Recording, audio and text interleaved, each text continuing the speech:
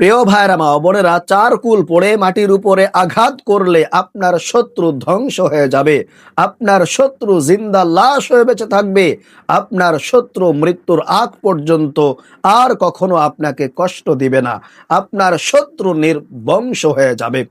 তাহলে আপনার যদি শত্রু থাকে, দুশ্মন থাকে, আপনাকে যদি অনেক বেশি কষ্ট দিয়ে থাকে, তাহলে চার কুল পড়ে মাটিতে আঘাত করুন। আপনার শত্রু চিরতরে আপনার নাম নিশানা ভুলে যাবে, আপনাকে আর কোনোদিন কষ্ট দিতে পারবে না। শত্রুর সকল ষড়যন্ত্রগুলো ধূলিসাৎ হয়ে যাবে। শত্রুর মনের মধ্যে আল্লাহ জাহান্নামের আগুন জ্বালিয়ে দিবে। আল্লাহু আকবার। প্রিয় ভাইরা মা বোনেরা, এই আমলগুলো আপনারা সকলেই করতে পারবেন, কোনো ক্ষতি হবে না, কারণ এটি কোরআনি আমল। আপনি আমল করবেন আর আল্লাহর কাজ আল্লাহ করে দিবে। আপনার বিন্দু মাত্র ক্ষতি হবে না, আপনার বিন্দু মাত্র সমস্যার সম্মুখীন হতে হবে না। যদি সমস্যায় পড়তে হয়, তাহলে আপনার শত্রু পড়বে, আপনার দুশ্মন পড়বে, সে তিলে তিলে শেষ হয়ে যাবে। আল্লাহু আকবার। প্রিয় ভাইরা মা বোনেরা, চার কুলের আমল হলো আগুনের মতো। রাসূলুল্লাহ সাল্লাল্লাহু আলাইহি ওয়াসাল্লাম এই চার কুলের আমল করে শত্রু থেকে মুক্তি পেয়েছেন, শত্রু থেকে নাজাত পেয়েছেন।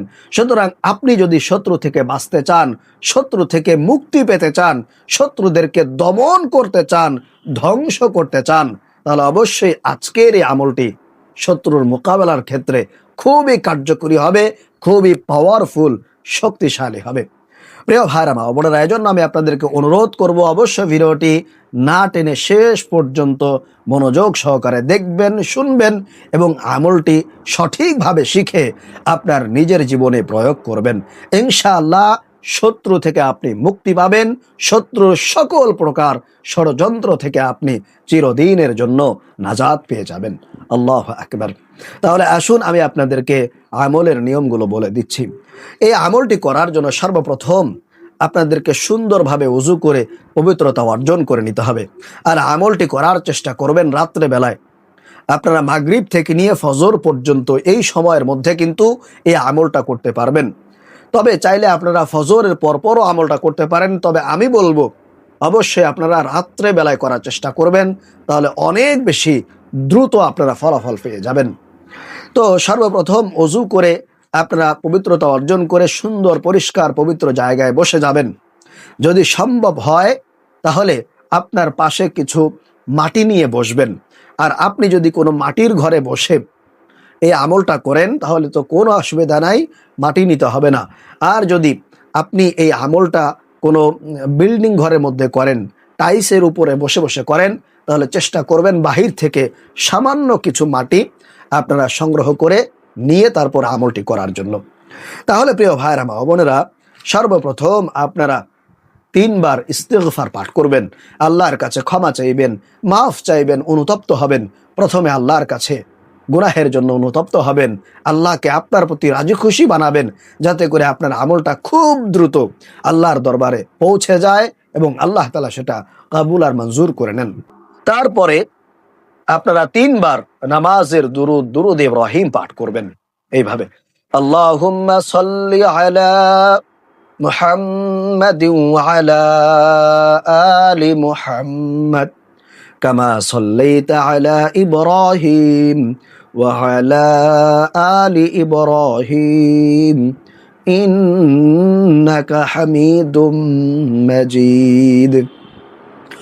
আল্লাহুম্মা বারিক আলা মুহাম্মাদিন ওয়া আলা আলি মুহাম্মাদ কামা বারাকতা আলা ইব্রাহিম ওয়া আলা আলি ইব্রাহিম ইন্নাকা হামিদুম মাজিদ। তো প্রথমে 1 নম্বরে 3 বার ইস্তিগফার পাঠ করবেন, 2 নম্বরে 3 বার নামাজের দুরুদ ইব্রাহিম পাঠ করবেন 3 বার। এরপরে 3 নম্বরে আপনারা প্রথমে আউযু বিল্লাহ বিসমিল্লাহ সহকারে সূরা কাফিরুন, কুল ইয়া আইয়ুহাল কাফিরুন লা আ'বুদু মা তা'বুদুন, এই সূরাটি 3 বার পাঠ করবেন। প্রথমে 1 বার আউযু বিল্লাহ বিসমিল্লাহ সহকারে পাঠ করবেন, বাকি 2 বার শুধুমাত্র বিসমিল্লাহির রহমানির রহিম পড়ে তারপরে কুল ইয়া আইয়ুহাল কাফিরুন লা আ'বুদু মা তা'বুদুন এইভাবে পড়বেন। এরপরে 3 বার সূরা ইখলাস পাঠ করবেন। কুল হুয়াল্লাহু আহাদ আল্লাহুস সামাদ লাম ইয়ালিদ ওয়া লাম ইউলাদ ওয়া লাম ইয়াকুল লাহু কুফুয়ান আহাদ।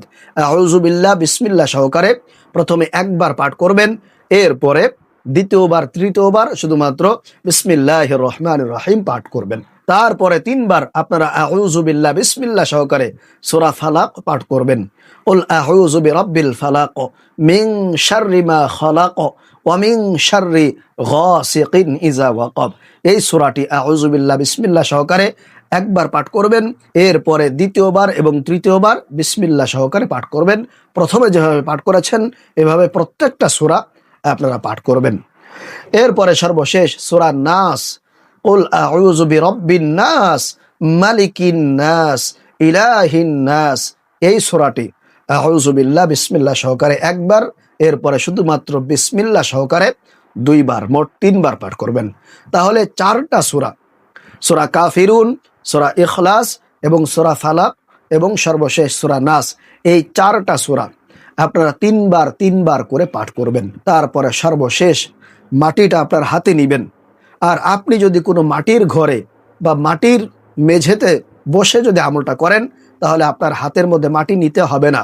শুধুমাত্র মাটির উপরে আপনি যেখানে বসে আছেন তার সাইডে যদি মাটি থাকে, তাহলে সেই মাটিতে আপনি তিনটা ফুঁক দিবেন। তিনটা ফুঁক দিবেন এইভাবে,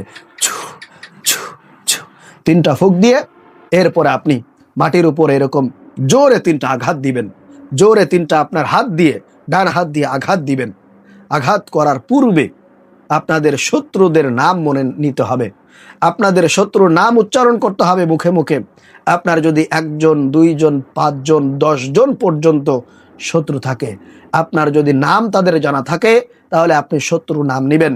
শত্রুর নাম নিয়ে আপনি আল্লাহর কাছে কিছু কথা বলবেন, এরপরে তিনটা এরকম হাত দিয়ে মাটিতে জোরে আঘাত করবেন। মোটামুটি জোরে আপনি আঘাত করবেন, তাহলে ইনশাআল্লাহ কাজ হয়ে যাবে। আপনার শত্রু দমন হয়ে যাবে, কঠিনভাবে শায়েস্তা হয়ে যাবে ইনশাআল্লাহ। তার মনের মধ্যে আল্লাহ রাব্বুল আলামিন আগুন জ্বালিয়ে দিবেন। সে আর কোনোদিন স্থির থাকতে পারবে না, একেবারে ধূলিসাৎ হয়ে যাবে। জীবনে কোনোদিন আপনার সামনে মাথা উঁচু করে দাঁড়াতে পারবে না।